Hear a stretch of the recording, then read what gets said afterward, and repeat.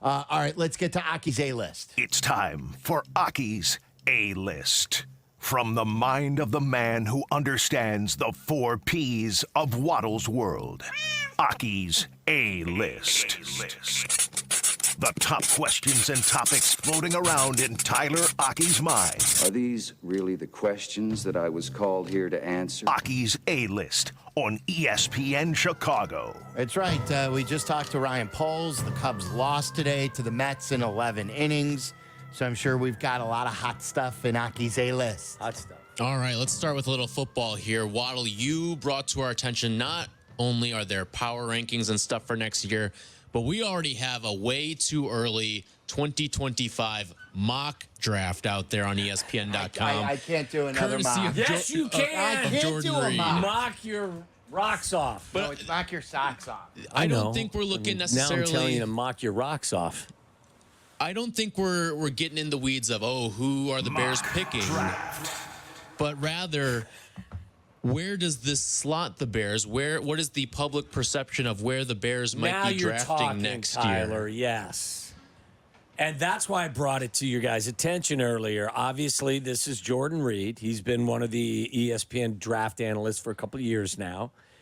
And he says when he lists this, the 2025 NFL mock draft. Mock draft.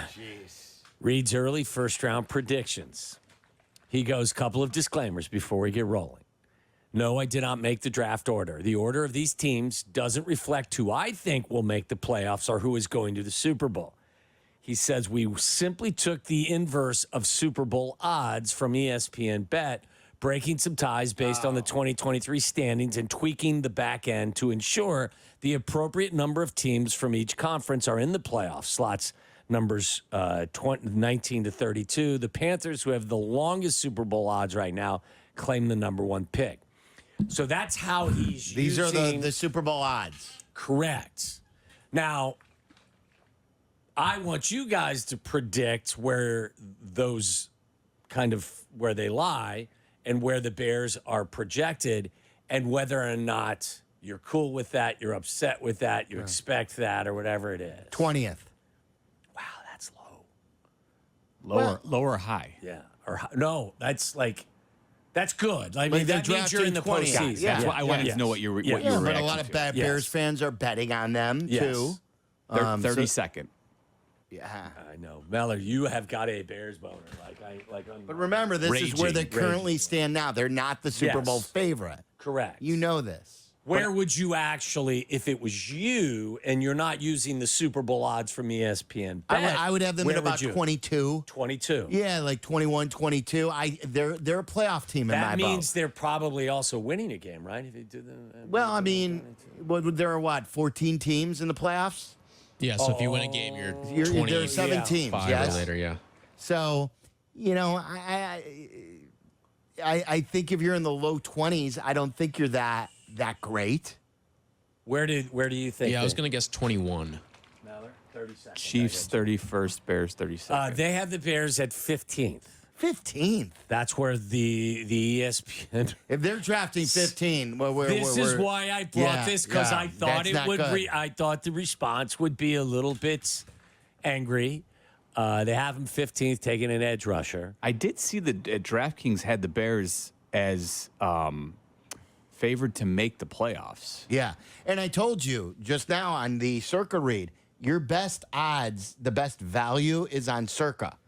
Like on Plus for instance, 3 something. plus 375, I believe, on DraftKings right now to win the division. It's plus 375. Like, for instance, on DraftKings, they're plus 250. Right. So if you want the best value, you register on Circa. Free and go money. Get it now. Yes. Giving it away. So 15th seemed a little bit too high up for me. And I knew that would. So where would you go, Tyler? I would. Where would I slot them? Yes. Where do you believe that they will be picking next They'll be year? picking next year. I think they're a playoff team. So I'll stick with where I said 21st. 21st. Yeah, we're in the same neighborhood. 18 would be like the bottom of the playoff teams, right? Yes. Isn't that where you'd be? I'll go with 18. 18. Hater. Okay. Sit Be down, a hater. Yeah. Stand up. Call me crazy. I'm clearly drunk on Bears Kool-Aid. I think they're going to win the NFC North next year, which will give them a home playoff. They may. That will be I think a tremendous accomplishment because I think it's one of the more competitive divisions in all of football. I think the AFC that North works is in their as well. favor, though. I think because it is competitive, I think teams pick each other off. I think the Lions have a little bit of. Well, the Bears always match up pretty well with the Lions. Too. Exactly, and I think the Lions are coming back to the pack a little bit next year. They have. He has the Los Angeles Chargers picking after the Bears. Okay. So, and who do you believe he has picking 32nd? Not the Chiefs again. Chiefs are 31st. Niners. The San Francisco 49ers. The Wow, Chiefs he's are. got a rematch? Well, it's not him as much as it's just yes, it's the ESPN, betting yeah. favorites. You know, I think the Niners are the favorite in most places. the Chiefs are trying to become the first team to ever win 3 straight Super Bowls. The moral of the story is that ESPN Bet still doesn't have the Bears listed as a playoff team at this particular time. That may change. A couple of baseball ones for you. First, Shota Imanaga has the 4th lowest ERA for his first 6 career starts. He was fantastic once again last night. Another shutout performance for him in his time out there on the mound. When you look at the Cubs offseason as a whole, there was a lot of criticism about what Jed did and didn't do, but has Imanaga's performance maybe changed a little bit of your perspective on what the Cubs did in the offseason? I thought they had a pretty good offseason. Again, the bullpen, like you said, has been left a little short, but I didn't think they had as bad of an offseason as many people said, especially after they got Bellinger back in the fold. Did you hear what Mad Dog Russo said about Imanaga? He couldn't pronounce his name, first of all. Yeah. The young Cub, listen, he's not a rookie.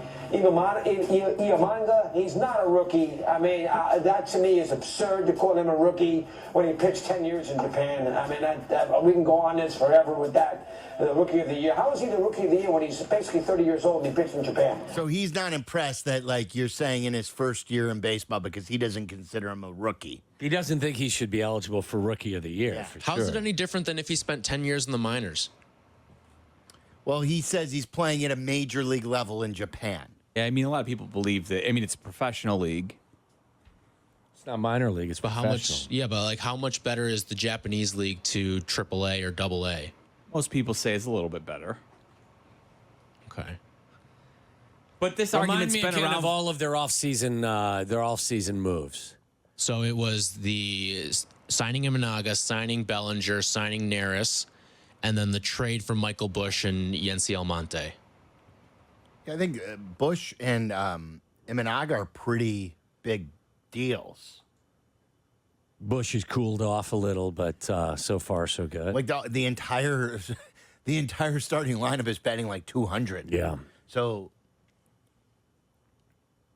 Looking at he had a 3-hit game against Boston in one of those games, but like he hasn't hit a ding dong for a while. But yeah, I think he's a nice addition. I still can't believe you guys are 19 and 13 after all that you've endured. I don't know what's more impressive, the fact that they're 19 and 13 given the injuries or given the schedule. Like I think it's more the Or given injuries the for me. bullpen. Like the schedule has been like you're facing both teams that were in the World Series last year. You faced the Dodgers. Like you faced some of the best teams. Yeah. I'd have to look at the strength of schedule so far, but I'd imagine it's one of the more impressive ones. yeah, absolutely. Craig Counsell, underpaid. Boy, there are some Cub fans that rip him every day, though. Still, I mean, but they're 19 and 13. I and know, they I have- know. He's the bullpen's got it's duct taped together. The lineup, nobody's hitting. It's insane that Right. their record is what it is right now. it's like what Barkley said. Do we have time to play Barkley later about coaching? And about coaching versus playing. It's good. Remind me to play that before 6:30. Real quick, there was an interesting play in the Cubs loss today with Pete Crow Armstrong. He was going for second and kind of overran the bag, but just before he did, he took his helmet off, and as he had overrun the bag, used his helmet to make contact with the base and was called safe as a result of it. So he physically was not touching the base, but he was holding his helmet, and his helmet was touching the base.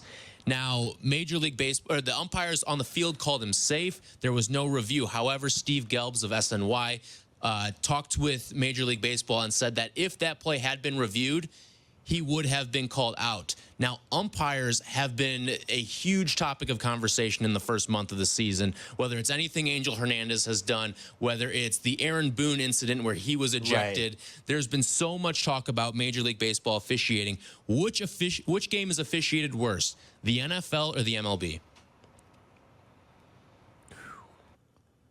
Wow. I think it's MLB because of the strike zone. I think so as well.